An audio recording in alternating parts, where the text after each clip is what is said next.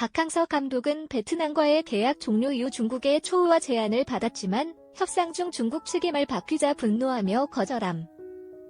베트남에서는 박항서 감독의 중국 떠나지 않는 것을 기뻐하며 실제로는 박 감독이 중국을 창교육시켰다는 사실이 드러남. 중국 축구협회는 양코비치 감독을 공식 선임하고 발표하며 박항서 감독의 뒤통수를 친 것으로 알려짐.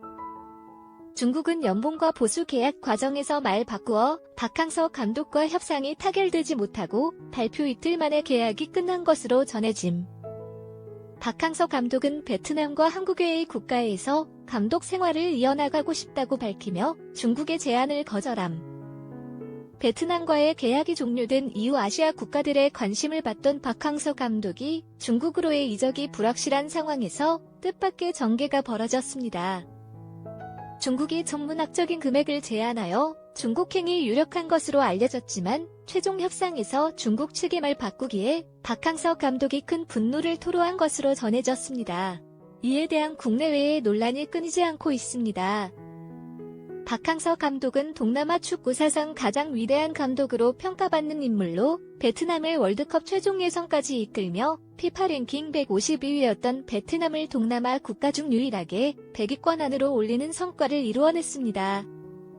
선수들의 멘탈을 변화시키고 강력한 승리의 DNA를 주입하는 등의 성과로 그를 둘러싼 기대와 평가는 상당히 높았습니다. 이러한 상황 속에서 중국 축구협회는 감독 자리에 양코비치 감독을 선임하며 박항서 감독을 상당한 놀라움 속에 둘러싸게 되었습니다. 중국 축구협회가 양코비치 감독을 선임한 것은 홈페이지를 통해 공식 발표되었는데 이 소식은 많은 축구 팬들과 전문가들에게 충격으로 다가왔습니다. 그동안 박항서 감독을 선호했던 중국에서 갑자기 다른 선택을 한 이유는 무엇일까요? 처음에는 박항서 감독이 중국으로 이적할 것으로 예상되었지만 알고 보니 박항서 감독이 중국의 제안을 거절하고 베트남과의 계약을 유지한 것으로 드러났습니다. 계약 협상에서 중국 측이 제안한 연봉이 큰 문제로 논란이 되었는데 중국 현지 소식통에 따르면 큰 틀에서 합의를 진행한 후에도 마지막 단계에서 중국 측이 연봉과 보너스 등에 대한 조건을 변경했기 때문에 박항서 감독이 불만을 토로하며 협상이 파기된 것으로 전해졌습니다.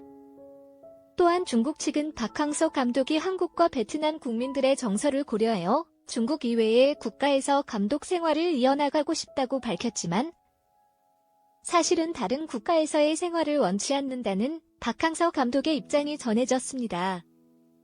베트남 최대 매체인 비엔 익스프레스는 박항서 감독이 중국으로 떠나지 않아 기뻐하는 듯한 내용의 기사를 발표했으며 박항서 감독이 중국과의 계약을 택하는 대신 베트남과의 의리를 선택했다고 보도하고 있습니다. 또한 중국 축구협회가 발표를 일방적으로 진행한 것에 대해 박항서 감독 측이 협상의 가치를 더 이상 느끼지 못했기 때문이라는 분석도 나와 있습니다. 박항서 감독은 현재 중국 이외의 다른 국가에서 감독 생활을 이어나갈 예정이지만 그 선택지는 아직 공개되지 않았습니다. 그의 향후 행보에 대한 기대와 궁금증이 높아지고 있으며 축구 팬들은 박항서 감독의 결정을 주목하고 있습니다. 이번 사건을 통해 중국 축구협회의 협상 방식과 감독들의 입장에 대한 논의가 이어질 것으로 예상되며 앞으로의 발전에 관심이 쏠린 상황입니다. 아래는 제가 정리한 그들의 의견 중 일부입니다. 싱가포르 또는 인도가 유력해 보입니다. 박 감독님 제발 중과로만 가지 마세요. 외행 서방들 뒤통수는 전 세계에서 마침표. 다 아는 사실입니다.